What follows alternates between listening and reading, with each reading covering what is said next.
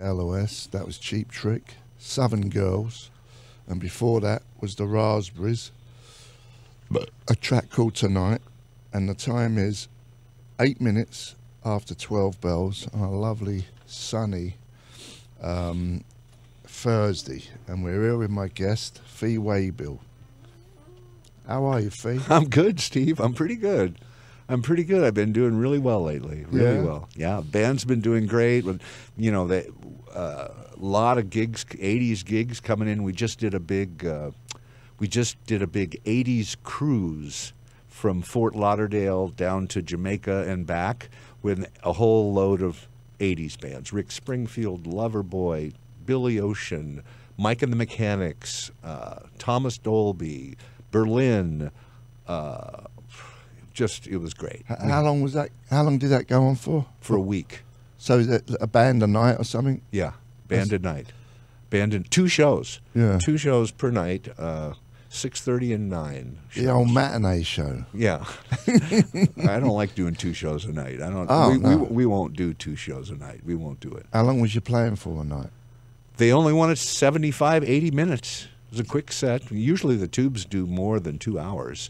And so we had to cut everything back. And it was a nice theater, beautiful, like 1,000-seat theater, really nice, beautiful venue. The people were so into it. It just blew my mind. Yeah. One night they had like a neon night, so everybody wore neon. Yeah. Then they had a 80s icon night, so everybody dressed up like, the Wookiee and the Hamburglar and rock stars, and they were so into it. It just blew my mind. It was crazy. I guess you could party a lot, not worry about having to drive home. No worries. And there was a lot of alcohol, a lot of food, 24 hours a day food. Yeah. And it was great. And then right before, we did a big tour, speaking of 80s world, in November, December of last year. We did 12 shows in the UK, opening for Alice Cooper. Oh. We played Wembley. Did you? Yeah. You and Alice Cooper? Yeah. In like 20,000 seaters. Was you wearing, do you still wear your outfits? Oh, yeah. You do? I do. I wear the big shoes. You'll be seeing the big shoes if you're going to, we have a gig this weekend. Yeah. The Coach House on Friday down in San Juan Capistrano, and then the Rose in Pasadena on Saturday. And yes, I'll be doing my costumes and my big shoes, and yeah. Is it as the Tubes? What? Is it called the Tubes, or is it just Fee Waybill? No, it's the Tubes featuring Fee Waybill. Oh, featuring. Starring. Singer. Yeah. And you get all who's original? It's a 5-man band now, and 4 of us are original. The bass player, Rick Anderson, the drummer, Prairie Prince, the guitar player, Roger Steen, myself, and then we have a keyboard player named David Med, who is not original but has been with us for 20 years. Yeah. And so we have no Bill Spooner and no Mike Cotton in this reformed version. Yeah. And we got back together. We broke up for a little while back in the late 80s, and then we got back together early 90s again, and Bill didn't want to go out, and Mike had moved to New York and was doing scenic design. He didn't want to go out again. And Who played guitar and Talk to You Later? Steve Lukather. Oh, he did? Yeah. That's a good solo on there. Yeah. He wrote that. Steve and I wrote that song. Oh. In like 15 minutes. Yeah. He's brilliant. He came up with that lick. We sat down together with David Foster. He said, we need to write a rock song. We need to write just a straight, heavy rock song. And Steve came up with that dun, dun, dun, dun, dun, dun, dun, in like 10 seconds. Yeah. It was unbelievable. He's just brilliant. He's a brilliant guitar player. Do you write lyrics more than you write music? I write only lyrics. Yeah. I've never really written music in chords or whatever. I'm only a lyricist. I wish I could write lyrics. It comes easier for some. It comes easier, and sometimes I write a lot with Richard Marx. Yeah. And he's, obviously it's straighter kind of, but he was drawn to my lyrics years ago back when we were working with David Foster in '83, and sometimes he has a title, and I can work from a title. Yeah. And sometimes I just kind of go. Sometimes I go chorus first and work backwards. Yeah. And then make everything lead up to the chorus. Sometimes I just start. I Yeah. just figure out a great opening line and just go. Yeah. And just see what comes out. Yeah. Just stream of consciousness. See what comes out. Smoke a little, and then Little go. funny stuff. Yeah. You still do that? Not It's really. legal No. now. You can say Oh, yes. yeah, Come it's on. legal. I do. I need to get to right brain. What do you think about all that?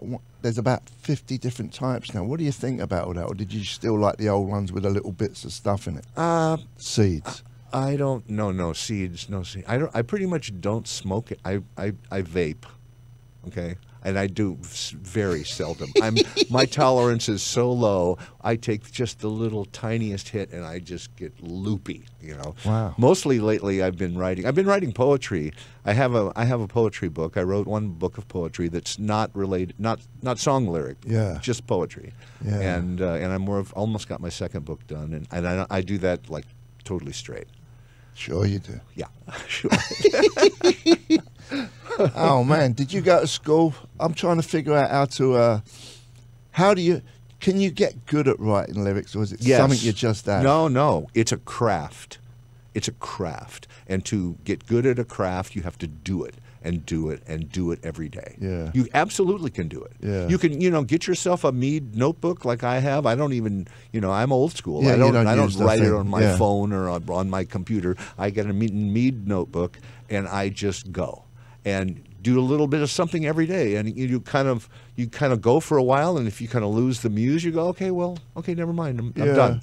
And then you come back later, or write down ideas, or write down like lines that you heard, Yeah. like when I was in Jamaica, I'm The working cat on sat on the mat. right, or you got to go to come back, or But it is funny. You got to learn how to kiss ass before you can kick it. That's good. That's a Jamaica line. Like when you write on when you write it down, it's different coming out your head to the Yeah. paper. Yeah, You can just think of words in your head, but when you write, different stuff happens, right? yeah. It's like energy or something. Yeah, it is. I like it. I'm old school. I like to write it down Yeah. instead of doing it in my phone, and then I kind of go, yeah. Was you a good learner at school? Did you learn English and stuff? I was good. I was probably too good, actually, because I could get away with not doing the work and still get a B. Yeah. And which I probably shouldn't have gotten away with. But I mean, I was really good. Like when you had to do like a research paper, I don't know. big research paper where you had to do like 8,000 words or something, I'd wait till the last day and then just plagiarize the whole thing. Make me puke. But I was so good at plagiarizing, they never caught me. Yeah. Right? So I would, I used to write, when the Beatles came out, I used to rewrite Beatles songs and write different lyrics to Beatles songs. And I mean, I was a huge, huge Beatle fan. Huge. It changed my life. Beatles changed my life. And Jimi Hendrix. Jimi Hendrix changed my life. That was your main band, the Beatles? Yeah, Beatles. I was a Beatles guy. Because the Beatles happened, the early 60s, right? Kind of as I was growing up and getting... What was you then, around 14, 15 when the Beatles were going? Yeah. And then starting high school, and I was crazed. Until Jimi Hendrix. And then we used to go to... I lived in Scottsdale, Arizona, and we used to go to L.A. on the weekend. Mm-hmm. Me and my two other friends would drive to L.A. and see bands. Yeah. And one time we drove to L.A. and I bought Are You Experienced? And I had never heard of Jimi Hendrix, and I just lost it completely. Yeah. And I actually took it to the AM radio station in Phoenix. It was KRIZ Radio. Trying to turn it onto them? Right, to turn it on to him. The guy's name was Tony Evans. I still remember and I brought him the record, and I said, "Man, this is Purple Haze. It's just you have to." He thought you were nuts? Yeah, he thought it was crazy. Yeah. I actually, the only band I ever auditioned for was a band in high school called the Mann Brothers. It was two guys, John and Paul Mann. And they had a band, and I wanted to be in a band so bad. And I auditioned Purple Haze, and they couldn't play it, and I couldn't sing it, and they turned me down. Yeah. And so, Oh, well. I finally you did all right. I did all right. I finally worked my way up from being a roadie to, being the lead singer of the Tubes. Yeah. It's quite something. I was a big fan of the Tubes. Yeah, we're doing great. I mean, the 80s are just killing for us. We've got a lot of offers coming this summer. I've been doing theater stuff. I'm actually going to do another run. There's a theater in Kalamazoo, Michigan called the Barn Theater. It's an old milk barn turned into an 800-seat deluxe theater, and it's called the Barn Theater, strangely enough. And I've worked there for years, since like '98, and I've done Rocky Horror there. Yeah. About hundreds of times. I've done Frankfurter, and we're going to open the season this year with a play by Frank Wildhorn called The Civil War. Yeah. And which I've done before, and you probably know how that ends. And I play I think I'm going to play the Confederate colonel guy again. What was his name? The author? Robert E. Lee? Robert E. Lee. Yeah. But I'm not playing Robert E. Lee. Or Colonel Sanders. I'm chicken not playing guy. either of those. I can't remember the guy's name actually, but so I'm going to do that. I've got a possible Broadway thing happening later in the year. It's going to be a good year. It's going to be a good year. You're a fine, positive man. We're going to play the Tubes, Space Baby. We're here with Fee Waybill. You're listening to Jonesy's Jukebox on KLOS. KLOS. With my guest, Fee Waybill from the Tubes. That's right. That's correct. That was Jonathan Wilson. There's a Light from an album, Rare Birds. That's new. It's a good album.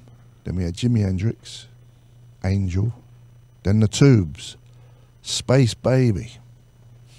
And that was your first album? First album, yeah. And that was released, what, 75. 75. We just celebrated 40 years. Yeah. A couple years ago. Do you ever do any new stuff? Yeah, we do. We not a whole lot. We've been doing a song called "Life Is Pain," which is really up. It's really an up song. But we do, and we do. Sometimes we do cover stuff. We've been doing "Monkey Time" again, the Major Lance song, which was on an old album, and so we do. We do Beefheart. We do only weird stuff. We do "Give Me That Harp" from Captain Beefheart, and so we weird new stuff that you never heard of. Covers, before. you mean? Yeah, covers. Because no one cares about new music. No, nobody cares. They just want to hear, talk to you later. Right. Right? They want to sing along and remember. It's all about the nostalgia thing. And it's funny, I was listening earlier today, and the Pink Floyd was talking about, doing songs, not being thought of as a nostalgia band. But I don't know what else you're going to think. I mean, they're not doing new material. Nobody is. Everybody's doing the songs that the people who pay to see you want to hear those songs. So, I'm trying to keep everybody happy here. On the Love Boat. Right. On the Love Boat. Oh. So there's a bunch of bands in.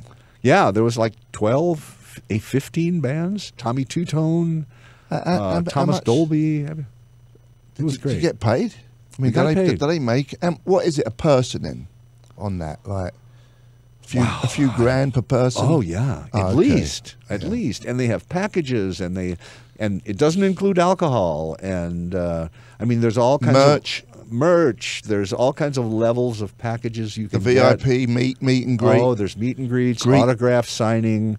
We also judged the lip sync contest, and oh boy, there was something happening. They had a program, and there was something happening every hour of every day.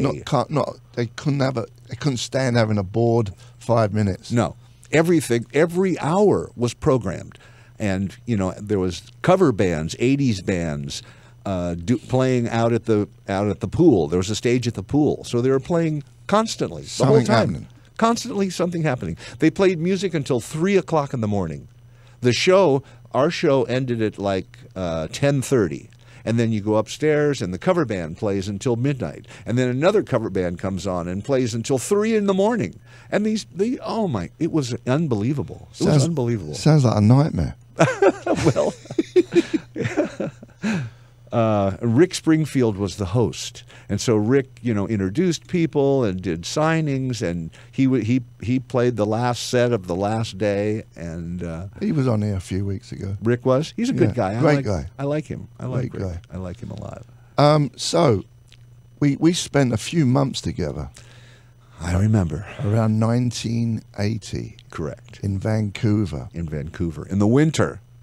Yeah. It was winter. Yeah. Because I remember going skiing. Up Grouse Mountain. Grouse Mountain, exactly. It was, oh boy, it was great. It was great. So, okay, remember, a couple of things happened.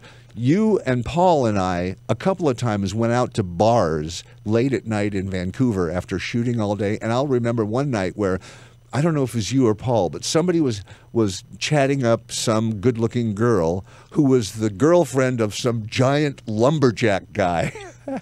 And they were really not happy about it. Yeah. And I remember dragging you guys out of the bar and into a cab with these giant lumberjack people right on our tail. And I didn't, the last thing I wanted to do was get beat up in Vancouver.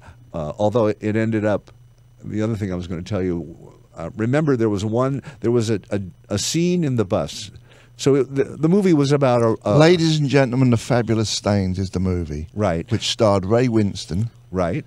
You, me, Paul Cook from the Sex Pistols, Paul Simonon from The Clash. Right. And who else? Vince Welnick. And Vince Welnick. It was directed by Lou Adler. Lou Adler. Produced by Joe Roth. Correct. And written by Nancy Dowd, who disavowed writing it after we got finished making the movie. Yeah, Diane Lane. Laura Dern. It was Laura's first movie. Yeah. And the other girl was a girl named Marin Cantor. Yeah. She was the third girl. In the band. And so it was a movie about a heavy metal band on tour with a new wave kind of band, the Looters, that was you. Yeah. Also on the tour. And the heavy metal guys were on drugs and wasted, and it was over for them. It was over for them. I played the lead singer of the Metal Corpses, Lou Corpse. Yeah. Vince actually died during the movie. He OD'd. Yeah. And so there's this scene on the bus where it's like the day after a gig and we're traveling on the bus, and I'm completely hungover and just completely screwed, can hardly talk.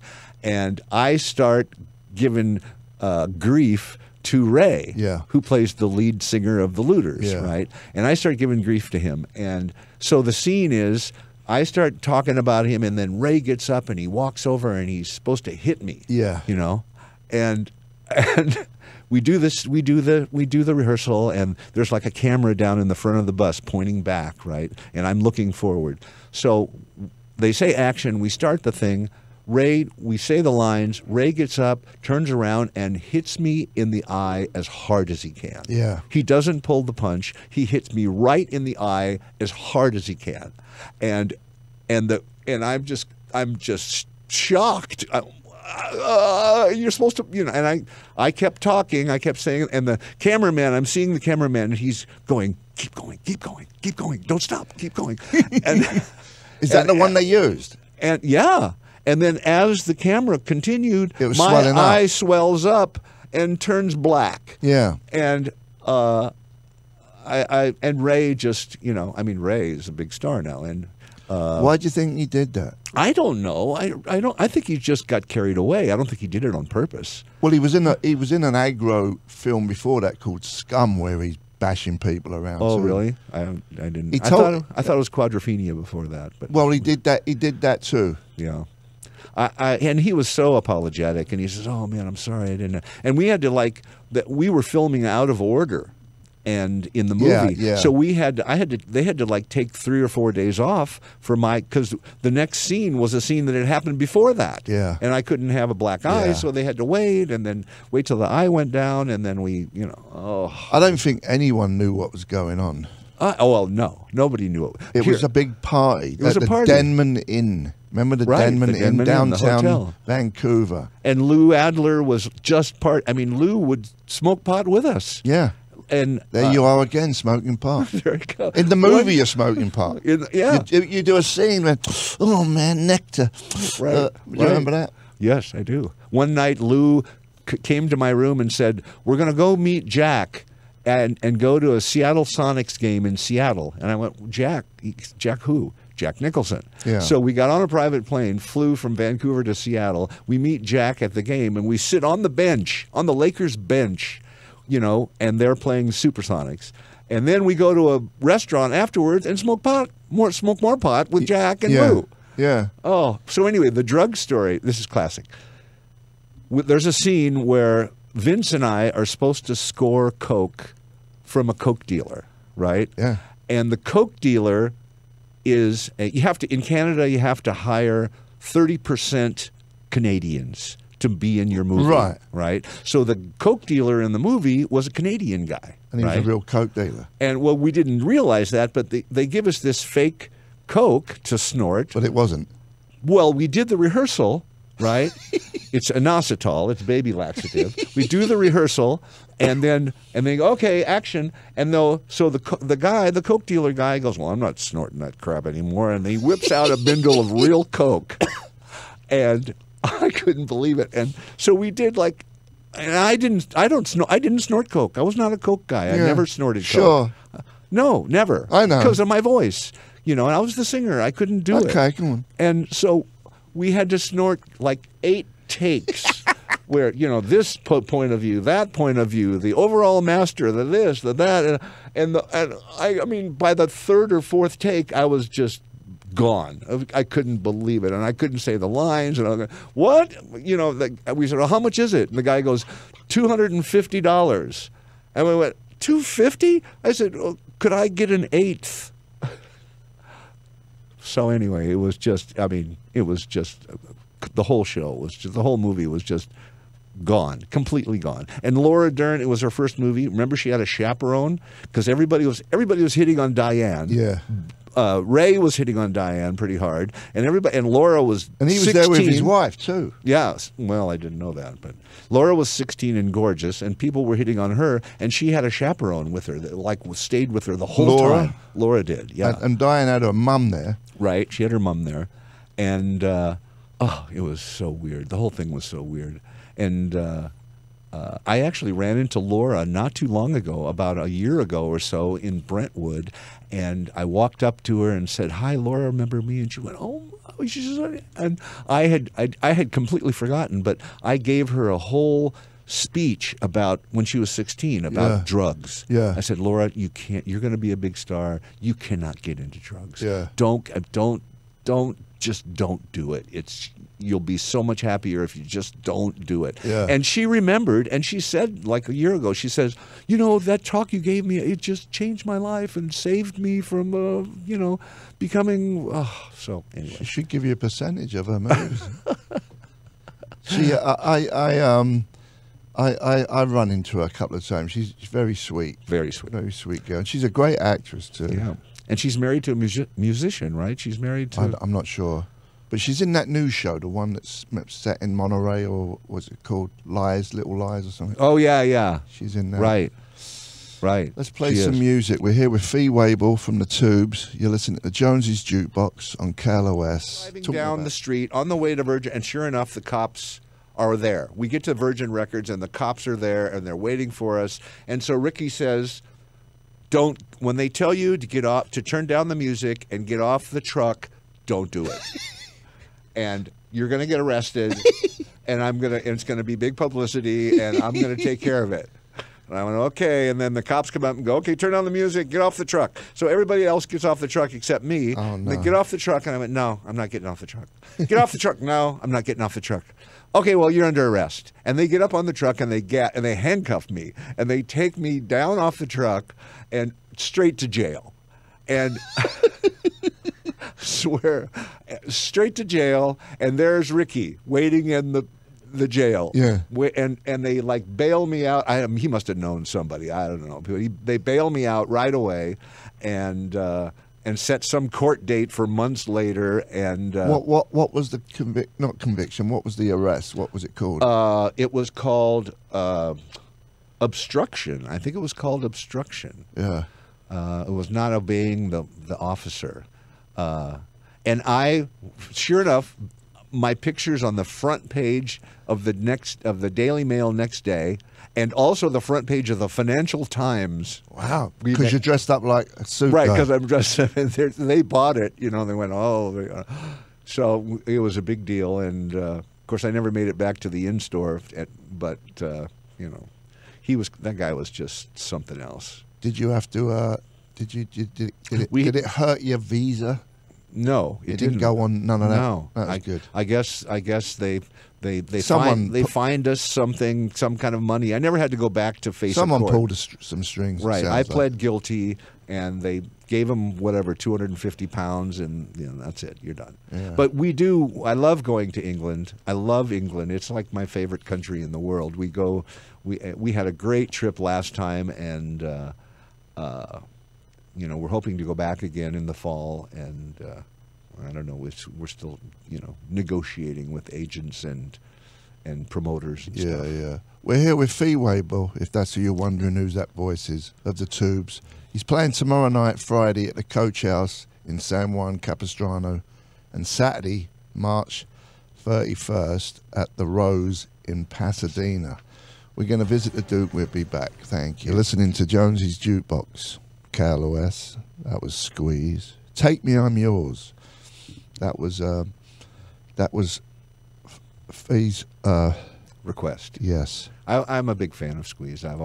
We did a big tour with them in 1979. We did a world tour all over Europe and all over the USA with Squeeze, and they were so much fun to tour. I remember one show, we were in Toledo, Ohio. And Squeeze were not big. It was the Cool for Cats album. Yeah. And Squeeze were not big in the USA. And we were playing Toledo, and we were always huge in Ohio, just huge. We played big coliseums and stuff in Ohio. And they didn't like Squeeze in Toledo. And they started yelling at him and screaming at him, and somebody in the front row, they had folding chairs in the front row, and somebody stood up and threw their folding chair onto the stage and squeezed. And it was like the second song of the set. Yeah. Squeeze just went, okay, that's it, we're done. And they just dropped their instruments and walked off the stage. That's it. Sorry, we're not taking this. We're out of here. I like those guys. They're what would really you have cool. done, Fee?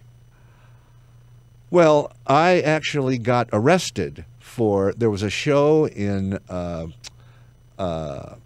New Hampshire, Hampton Beach, New Hampshire, and it was another same kind of thing, folding chairs, and there was one kid who kept standing up, and the rule was no standing. Yeah. And the kid kept standing up, and finally the bouncers came over and grabbed this kid by the hair and drug him off the stage. And I was doing Quaalude, and I was so upset that I started railing against calling the security guards pussies and names, and they got all mad, and they came up to the stage, and I spit on a guy. I spit on a security guard, right, or a bouncer, and then after that, I told everybody in the front row to come on the stage, right, and so we finished the show with all these 40 people on stage, and the show's over, and the bouncer has called the cops. And the cops came once again and arrested me for spitting on the guy. And was this another publicity stunt? No, it wasn't. No. And they took me to jail, and I just, the guy was such a dick. I couldn't believe it. And and so they took me to jail, and we had a gig the next night in Philadelphia. Yeah. And the only way I could get out of jail was plead guilty. And so I pled guilty to a misdemeanor of spitting. And I went, is that even a law? So anyway, the guy, we do the tour, and the guy that I spit on gets a lawyer, and the lawyer writes me a letter and says, okay, you pled guilty, so now we're going to sue you in civil court and we want $250,000.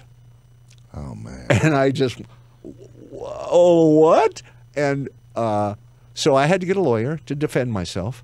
And so the lawyer writes back and goes, forget about it. We'll see you in court.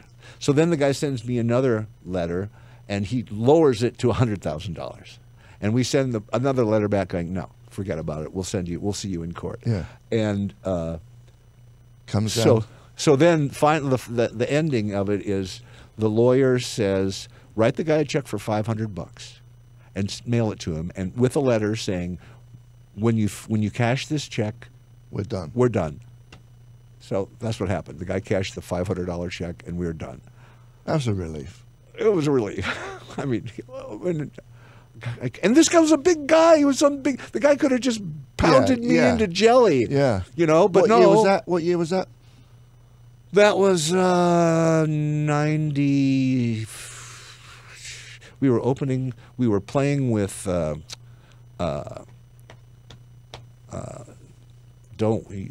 Nobody walks in L.A. Missing Persons. Missing Persons. Dale Bozio. Yeah. Solo. Yeah. And we did a bunch of shows with her opening for us. That was, I think, 96, 97, Yeah. something like that. Yeah. You're a troublemaker. I'm a troublemaker, yeah. I Rested. try to avoid going to jail at all costs. Yeah. I haven't been to jail in quite some time. Yeah, good. That's good. You're playing tomorrow night, Friday, at the Coach House Right. in San Juan. And we'll probably go Capistrano. on. Coach House has great food if you want to have dinner. There will be 2 opening acts. There always is. It's one of those pay-to-play places. Yeah. And so we'll probably not go on till about 9:30 if you want to skip dinner and show up late. Same thing in Pasadena. Do you know who the bands are? You have no idea. No, Local I bands? don't know. Have no idea. Don't throw chairs at them. Don't throw chairs. Really. Whatever you do. Same thing in Pasadena. Probably don't go on till 9 in Pasadena at the Rose. What is the Rose? The Rose is a new club right on Colorado Boulevard, and it's done by the same, the Canyon Club in Agora Hills? Yeah. Lance Sterling. This is one of his clubs. He's also got a new one now in Santa Clarita called the Canyon. So he's got 3 clubs, and he also controls the Saban Theater in Beverly Hills. So Lance... Who is Lance? Lance Sterling is the owner. He's the owner of all these clubs. And he used to be involved in some other club in the House of Blues. He was one of the original founders of House of Blues. And then he broke off and started his own thing out in Agora Hills, and he lives out there. He's a good guy. He's a good guy. Lance Sterling. Lance Sterling. That's, And like, he owns... that's like a movie star name. Okay. Like from back in the 70s. Uh-huh. He's a good guy. Lance is a good A guy. Quinn Martin production. He always shows up. Lance Sterling. Starring in. Lance is a good guy, and we've played for him for years and years and years. And I love the Rose is a really nice theater. It's brand new, everything remodeled. It's only been open about a year. Yeah. And it's all brand new. Whereas Yeah. the Coach House has been there for 100 years. Yeah. So. I know Fee, baby. Gary gave me a horse. Gary Fogner, the guy who owns I'm a polo player, right? I play polo. Oh, yeah? Yeah. I Wow, play that's polo. a rich man's sport. Not really. Oh, come on. On a recreational level, on my level, it's not really, it's not really a rich man's sport. I don't play. Ginger Baker. Yeah, he used to play. He was a big... He had 100 horses. 100? Yeah, Ginger Baker used to. He could have started a cavalry with that. Sylvester Stallone used to play. They used to have celebrity polo in Burbank back in the 80s where movie stars would play polo and people would pay to come and see them. And so I play at a club out in Lakeview Terrace, which is the Valley, and called the California Polo Club. And Gary gave me, the guy who owns the Coach House, does race horses. And most polo horses are off the racetrack. They're either, by the time they're 2 or 3, either they are winning money, or if they're not winning money, that's it. They unload them. They're knackered. They're done. And so he gave me a horse, about a 2-year-old horse named Cadillac. Guitars in Cadillac. He names all his horses after Willie Nelson songs. And he's an old cowboy. Gary is an old cowboy. He's a great guy. And so he gave me a horse Where is for it? free. Where is it? Where's the horse? at the still have polo it? club. Yeah, he's my best horse, and he was 2-3 when I got him, and he had been injured when he was young. He bowed a tendon, which means he kind of like stretched a tendon in his leg. Yeah. And so Gary you can't race. Once you get hurt like that, Yeah. you don't race anymore. Yeah. You're done. And so we let him heal for 2 more years, and then I got him, and then I taught him to play polo. And he's the best. He's the best, the sweetest animal I've ever owned. He's the best. And I think you should do a photo shoot with your full outfit on, sitting on the horse. Okay. With your platforms, the whole bit. The platforms. It'll be hilarious. Quaalude playing polo. That's Yeah. pretty good, actually. That's a good idea. Yeah. That's a good idea. And you can hold the stick Right. with the thing. It's really fun. It's really a great thing to do. I love it. I love it. In fact, I'm playing tonight. I'm playing at the California. We play Thursday nights at 7:30. Bunch of and it's just friends. Yeah. And there's no money. There's no it's not a big deal. Everybody is very courteous. Yeah. Nobody bashes into anybody else, and it's just fun. I But love don't it. get arrested down there. No, I'll try not to. Thanks for coming by, Fee. Well, thank you. It was a pleasure. Steve, it's been a pleasure. We're going to go out with Talk to You Later. Talk to you later. Jonesy's Jukebox, Callaway.